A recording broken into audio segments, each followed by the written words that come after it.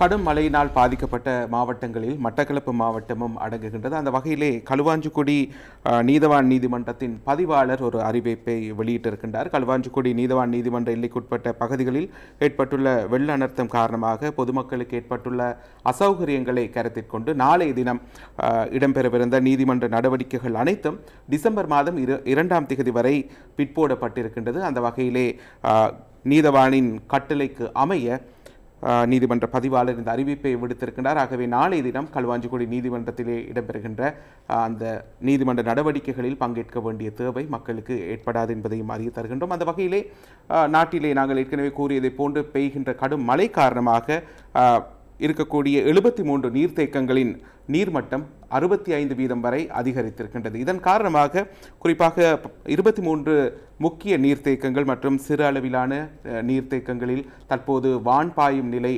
காணப்படுகிறது. அந்த வகையிலே பல நீர்த்தேக்கங்களின் வான் கதவுகளும் திறந்துவிடப்பட்டிருக்கின்றன. தெதுரோயா பெருக்கெடுத்துள்ளமையினால் 8 வான்கதவுகள் இன்று பிற்பகல் திறக்கப்பட்டுள்ளன.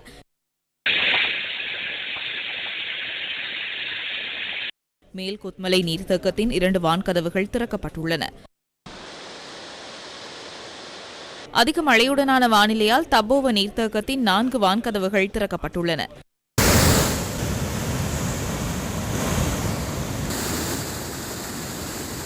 ராஜாங்கனி நீர்த்தேக்கத்தின் 6 வான்கதவுகளும் திறக்கப்பட்டுள்ளன.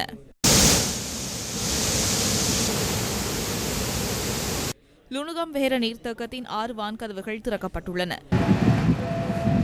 மாத்தளை நாவுல பகுதியில் போத்தன்ன நீர்த்தேக்கத்தின் 6 வான்கதவுகள் 4 அடிக்கு திறந்துவிடப்பட்டுள்ளன. கடும் மழையால் மன்னார் மாவட்டத்திற்கே அதிகமான பாதிப்பு ஏற்பட்டிருக்கின்றது. அந்த வகையிலே மன்னார் மாவட்டத்தில் பல இடர்த்தங்கள் முகாம்கள் அமைக்கப்பட்டு மக்கள் தற்காலிகமாக தங்க வைக்கப்பட்டிருக்கின்றார்கள். நாட்டிலே ஏனைய பகுதிகளிலும் இவ்வாறான நிலையங்கள் அமைக்கப்பட்டிருக்கின்றன. அது தொடர்பான தகவல்களை தற்போது பார்க்கலாம்.